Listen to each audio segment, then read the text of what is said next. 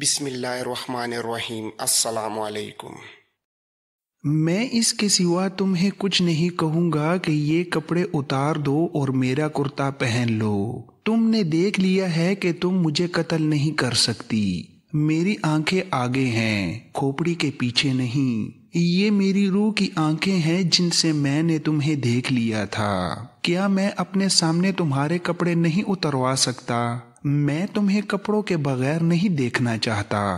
وہ ایک دفعہ پھر وہیں جا کھڑا ہوا۔ ویرا گف کے ایک کونے میں چلی گئی۔ اس نے بڑی تیزی سے اپنا فراق اتارا، پھر زیر جامہ بھی اتار دیا اور تبریز کا کرتا پہن لیا جس میں وہ گردن سے پاؤں تک مستور ہو گئی۔ ویرا نے تبریز کو آواز دے کر کہا، آ جاؤ۔ تبریز اندر آیا اور ویرا کا فراق اٹھا کر ایک طرف سے اس کے ہاتھ میں دیا اور آگ پر خشک کرنے لگا۔ ویرا اس سے گنگیوں سے دیکھتی رہی۔ تبریز نے اس سے کوئی بات نہ کی۔ ویرا کو اس کی خاموشی پریشان کر رہی تھی۔ اس کا دل مان نہیں رہا تھا کہ یہ جوان آدمی اسے بخش دے گا۔ اب تو خنجر بھی اس جوان کے پاس تھا۔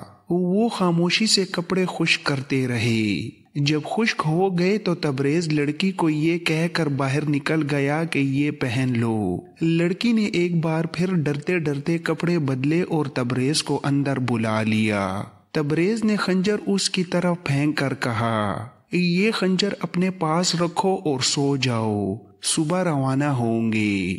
تم مجھے دھوکہ دے رہے ہو یا پھر تم بے حس اور مردہ انسان ہو؟ یہ مجھے تمہاری فوج کے سامنے ثابت کرنا ہے کہ میں بے حس اور مردہ نہیں۔ میرے دل میں تمہارے خلاف کوئی دشمنی نہیں۔ میں تمہارے ان بادشاہوں کا دشمن ہوں جو میرے وطن پر قبضہ کرنے آئے ہیں اور جو ہمارے قبلہ اول پر قابض ہو چکے ہیں۔ تمہیں غلط باتیں بتا کر بھڑکایا جا رہا ہے۔ تم کچھ نہ جاننے والے دیہاتی ہو۔ جسے تم قبلہ اول کہتے ہو وہ دراصل یہودیوں کا معبد ہے۔ وہ ہیکل سلیمانی ہے۔ صلاح الدین ایوبی اپنی سلطنت کو بہت دور تک پھیلانا چاہتا ہے۔ تم جیسے سیدھے سادے مسلمانوں کے مذہبی جذبات کو بھڑکانے کے لیے وہ کہہ رہا ہے کہ وہ قبلہ اول ہے اور وہ مسجد ہے۔ ہم اپنے خطیب کے سوا کسی کی بات نہیں سنا کرتے۔ تم سو جاؤ، میں تمہاری کوئی بات نہیں سنوں گا۔ مجھے نیند نہیں آئے گی۔ میں تم سے ڈرتی ہوں۔ باتیں کرتے رہو۔ تمہارا خطیب حمص کا رہنے والا ہے یا کہیں باہر سے آیا ہے؟ حمص کا رہنے والا ہے، تبریز نے جواب دیا اور اپنا کرتا پہن کر لیٹ گیا۔ ویرا کو جاسوسی اور کردار کشی کی ٹریننگ ملی ہوئی تھی۔ دمشق میں اسے اسی مقصد کے لیے بھیجا گیا تھا اور اب اسی مقصد کے لیے اسے حمص لے جایا جا رہا تھا۔ اس نے حمص کے خطیب اور وہاں کے مسلمانوں کے متعلق تبریز سے معلومات لینے کے لیے بہت باتیں کیں، لیکن تبریز نے کوئی دلچسپی نہ لی اور بے رخی کا اظہار کرتا رہا۔ ویرا کا جسم ٹوٹا ہوا تھا۔ وہ اس کوشش میں تھی کہ اسے نیند نہ آئے، مگر اس کی آنکھ لگ گئی۔ ویرا کی آنکھ کھلی تو وہ گھبرا کر اٹھ بیٹھی۔ باہر صبح کا دھندلا تھا۔ اس نے ادھر ادھر دیکھا۔ تبریز سجدے میں پڑا تھا۔ وہ سجدے سے اٹھا، پھر سجدہ کیا اور کھڑا ہو گیا۔ وہ صبح کی نماز پڑھ رہا تھا۔ ویرا نے اپنے لباس کا جائزہ لیا۔ اسے رات نیند نے نہ سونے کے ارادے کے باوجود دبوچ لیا تھا۔ آنکھ کھلی تو وہ تبریز سے ڈر گئی، لیکن وہ جس حالت میں سوئی تھی اسی حالت میں جاگی اور اس نے تبریز کو اللہ کے حضور سجدے میں پڑے دیکھا۔ اسے وہ خواب سمجھنے لگی۔ مسلمان کے متعلق اس کی رائے یہ تھی کہ وہ وحشی قوم ہے، لیکن تبریز جیسا تنومند جوان اس کی طرف توجہ ہی نہیں دے رہا تھا۔ جس لڑکی نے ناز و انداز سے سرکردہ مسلمانوں کو اپنے جال میں پھنسا لیا تھا، اس کے لیے تبریز خواب کی دنیا کا ہی آدمی ہو سکتا تھا۔ ویرا پاک دامن نہیں تھی۔ بچپن سے اسے ابلیسیت کی تربیت دی گئی تھی۔ उसके हुस्न और जिस्म की कशिश को जादुई असर बनाने का खास इंतजाम किया गया था। जवान होने तक बदी उसकी फितरत में शामिल हो चुकी थी, मगर इंसानी फितरत का ये खासा है कि बरसों की मुसलसल अरकरेजी के बगैर उसकी असलियत बदल नहीं सकती। उस पर बहरूप चढ़ाया जा सकता है। वीरा को तुगयानी ने जो पटखनियां दी थीं और जिस तरह मौत के मुंह में फेंका था, उससे उसके जज्बात उस पर गालिब आ गए। वो तुगयानी से तो जिंदा व सलामत निकल आई थी, मगर उसकी दहशत से अभी तक नहीं निकली थी। उसके साथ उस पर तबरेज की दहशतगर्दी तारी हो गई थी। इस मुसलमान जवान से उसे और कोई डर नहीं था। खौफ ये था कि ये कोई खाना बदोश या बुद्धू हुआ तो उसे किसी के हाथ बेच डालेगा।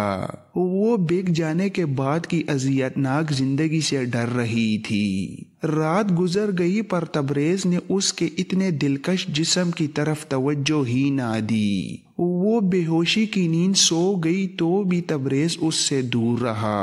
सुबह तलू हुई तो उसकी थकन खत्म हो चुकी थी और तबरेज का खौफ भी। रात तक वो इसे गवार, बेहिस और मुर्दा समझती रही, पर अब वो उसे गौर से देखने लगी। तबरेज के होंठ हिल रहे थे। वीरा को यूं महसूस होने लगा जैसे ये शख्स बराह रास्त अल्लाह से हम कलाम हो। उसे तबरेज के ये अल्फाज याद आने लगे कि अल्लाह सिर्फ उनकी मदद करता है जिनकी नीयत और रूह पाक होती है। तब उसे ख्याल आया कि उसकी अपनी नीयत पाक नहीं। वो तबरेज की कौम के लिए एक हसीन धोखा बनी हुई है। उस लड़की ने रात को ये भी फैसला कर लिया था कि अपना आप तबरेज के हवाले करके उसे कहेगी कि इसके एवज हमस पहुंचा दो। वीरा को जिंदगी में पहली बार एहसास हुआ कि उसका जिस्म रूह से महरूम है, और अगर रूह है भी तो वो किरदार की गिलाजत में दब गई, लेकिन रूह मरा नहीं करती। वीरा पर जो गुजरी थी उससे इसकी रूह बेदार हो गई थी, जो उसे शर्मसार कर रही थी। उसे तबरेज की शक्लो सूरत बदली हुई नजर आने लगी। उसकी निगाह में वो फरिश्ता बन गया जो अल्लाह से हम कलाम था। लड़की के आंसू निकल आए थे। जूं जूं आंसू बहते गए उसे ऐसा लगा जैसे उसका वजूद तबरेज के वजूद में समाता जा रहा हो। तबरेज ने दुआ के लिए हाथ उठाए। वो शायद भूल गया था कि इस गुफ में कोई और भी है, या ये कि लड़की गहरी नींद सोई है। उसने बुलंद आवाज से कहा, या रब्बुल इज्जत, मुझे गुनाहों से दामन पाक रखने की हिम्मत अता फरमा। मेरी रूह को इतनी पाकीज़गी अता फरमा कि तेरी इतनी खूबसूरत अमानत को खयानत के बगैर मंजिल तक पहुंचा सकूं। तेरा ये बंदा कमजोर और नातवा है। मुझे शैतान का मुकाबला करने की हिम्मत और जुर्रत अता फरमा। तबरेज फरिश्ता नहीं था, वो इंसानी फितरत की कमजोरियों से पनाह मांग रहा था। उसने दुआ को मुकम्मल किया और घूम कर देखा तो वीरा उसे देख रही थी। उसके रुखसारों पर आंसू बहे जा रहे थे। तबरेज उसे कुछ देर देखता रहा पर लड़की ने कोई हरकत ना की। तबरेज ने उसे कहा, बाहर जाओ, उस तरफ साफ पानी का चश्मा है, मुंह धो आओ। उसने अपने सर पर लपेटा हुआ मोटे कपड़े का गज भर लंबा चौड़ा रुमाल उतार कर उसे देते हुए कहा, मुंह अच्छी तरह धो और बालों को भी झाड़ पूंछ लो। मैं तुम्हें उसी रूप में तुम्हारे रिश्तेदारों के हवाले करना चाहता हूँ जिस तरह तुम तुगयानी में गिरने से पहले थी। वीरा उसके हाथ से रुमाल लेकर ऐसे अंदाज से बाहर निकल गई जैसे गूंगा और बहरा बच्चा किसी के इशारे पर चल पड़ा हो। तबरेज के पास खाने पीने का जो सामान था वो घोड़े के साथ बंधा था। अब खाने के लिए कुछ भी नहीं था। वो वीरा के इंतजार में बैठ गया। वीरा मुंह सर धोकर वापिस आई तो तबरेज को यूं दचका सा लगा जैसे किसी ने उसे कांटा चुभो दिया हो। इससे पहले वीरा के बाल मिट्टी से अटे हुए और जड़े हुए थे। चेहरे का भी यही हाल था। اب بال اور چہرہ دھل گئے تو تبریز جیسے اسے پہچان ہی نہ سکا۔ وہ ایسے طلسماتی بالوں کو کبھی تصور میں بھی نہیں لا سکا تھا۔ دور دراز رہنے والے دیہاتی نے ایسا حسن کبھی نہیں دیکھا تھا۔ چہرہ اتنا ملائم اور آنکھوں میں ایسی دلکشی اسے حیران کر رہی تھی۔ تبریز اس تبریز کے ہاتھ سے نکلنے لگا جو کچھ دیر پہلے اللہ کے حضور کھڑا تھا۔ اس نے بڑی مشکل سے اپنے آپ کو سنبھالا اور بولا، کھانے کے لیے کچھ نہیں، ہمیں خالی پیٹ سفر کرنا پڑے گا، چلو۔ وہ اٹھنے لگا تو ویرا نے اس کے کندھوں پر ہاتھ رکھ کر کہا، ذرا دیر بیٹھو، میں کچھ پوچھنا چاہتی ہوں اور کچھ جاننا چاہتی ہوں۔ تبریز رات بھر اس لڑکی کے لیے دہشت بنا رہا تھا۔ اب اس کی ذہنی کیفیت یہ تھی جیسے یہ لڑکی اس پر غالب آ گئی ہو۔ کچھ کہے بغیر اٹھتے اٹھتے بیٹھ گیا۔ تم جب خدا کے ساتھ باتیں کر رہے تھے تو خدا تمہیں نظر آ رہا تھا، اللہ ہمیں نظر نہیں آیا کرتا۔ میں عالم نہیں اس لیے بتا نہیں سکتا کہ اللہ نظر آئے بغیر کس طرح اپنی موجودگی کا احساس دلاتا ہے۔ میں اتنا جانتا ہوں کہ اللہ میری باتیں اور میری دعائیں سنتا ہے۔ تمہیں یقین ہے کہ یہ اللہ تھا جس نے تمہیں اپنی قوت دی کہ تم نے مجھے طغیانی سے نکال لیا۔ ہمیں خطیب نے بتایا ہے کہ روح پاک ہو تو اللہ ہر مشکل میں مدد دیتا ہے۔ اگر میں اس ارادے سے تمہیں بچانے کی کوشش کرتا کہ تم بہت خوبصورت ہو اور تمہیں بچا کر کہیں لے بھاگوں گا تو میں بھی تمہارے ساتھ ڈوب جاتا۔ ویرا نے دکھیارے سے لہجے میں کہا، مگر میری روح پاک نہیں ہے، اللہ نے میری مدد کیوں کی، مجھے ڈوبنے سے کیوں بچایا؟ ہمس چل کے خطیب سے پوچھیں گے، مجھ میں اتنی عقل نہیں، اور تم نے میرے جسم سے کیوں بے رخی کی؟ اگر میں ایسا کرتا جیسے تمہیں ڈر تھا تو میں تمہارے خنجر سے بچ نہ پاتا۔ تم اللہ کی امانت ہو۔ اور وہ چپ ہو گیا۔ ذرا دیر بعد بے اختیار بولا، تم بہت ہی خوبصورت ہو ویرا، آؤ چلیں۔ وہ بے قرار سا ہو کر اٹھنے لگا پر ویرا نے اسے اٹھنے نہ دیا۔ مجھے اپنے قریب زیادہ دیر نہ بیٹھنے دو، مجھے اتنے سخت امتحان میں نہ ڈالو لڑکی، مجھے اللہ کے حضور سرخرو ہونے دو۔ تمہیں اپنے اللہ کی قسم، مجھے بھی اللہ کے حضور سرخرو ہونے کے قابل بناؤ۔ تم اپنے جیسے انسانوں سے بہت اونچے ہو، تم خدا کے ایلیچی ہو، تم رو کیوں رہی ہو؟ میں گنہگار ہوں، اللہ مجھ سے ناراض ہے۔ جب اونٹ نے مجھے طغیانی میں گرا دیا تھا تو بھی مجھے اللہ یاد نہیں آیا تھا۔ میں سمجھتی تھی کہ جو کچھ ہے وہ جسم ہے اور مجھے اپنے جسم کو بچانا ہے۔ تم مجھے طغیانی سے نکال کر یہاں لے آئے تو بھی میرے سامنے یہی مسئلہ آ گیا کہ مجھے تم سے اپنا جسم بچانا ہے۔ اپنے جسم کو بچانے کے لیے ہی میں نے تمہیں قتل کرنے کی کوشش کی تھی مگر ناکام رہی۔ میں طغیانی سے بھی بچ گئی، تم سے بھی بچ گئی، لیکن تمہاری عبادت اور دعا نے مجھے بتایا کہ مجھے بچانے والی قوت کوئی اور تھی۔ مجھے بتاؤ وہ قوت کیا ہے، کہاں ہے؟ یہ اللہ کی قدرت ہے، یہ روح کی پاکیزگی کا کرشمہ ہے۔ میری ساری زندگی ایک گناہ ہے۔ مجھے صاف لفظوں میں بتاؤ، کیا تم رقاصہ ہو، امیروں وزیروں کے پاس رہتی ہو؟ میں نے سنا ہے کہ ایسی لڑکیاں بہت خوبصورت ہوتی ہیں۔ میں نے ایسی خوبصورت لڑکی کبھی نہیں دیکھی تھی۔ ویرا خاموش رہی، اس کی آنکھوں سے آنسو آ گئے۔ وہ سرک کر تبریز کے قریب ہوئی تو تبریز پرے سرک گیا۔ مجھے ڈر لگتا ہے، طغیانی کی دہشت مجھے ابھی تک ڈرا رہی ہے، مجھے اپنے قریب رکھو۔ تبریز نے عجیب سی مسکراہٹ سے کہا، نہیں میرے اتنا قریب نہ آؤ، میں بھٹک جاؤں گا۔ دیکھ لیا میں کتنی گنہگار ہوں، تم اس لیے مجھ سے دور رہنا چاہتے ہو کہ بھٹک نہ جاؤ۔ میں نے بہت سے لوگوں کو گمراہ کیا ہے۔ اس نے دیکھ لیا کہ تبریز کے پاس مذہبی جذبات ہیں اور جذبہ بھی، लेकिन उसकी सोच में गहराई नहीं है। अगर उसे किसी सांचे में डाला जाए तो ढल जाएगा। वीरा ने उसके साथ खुलकर बातें शुरू कर दी और कहने लगी, अगर मैं तुम्हें कहूं कि आओ हम सारी उम्र के सफर में इकट्ठे रहें तो क्या जवाब दोगे?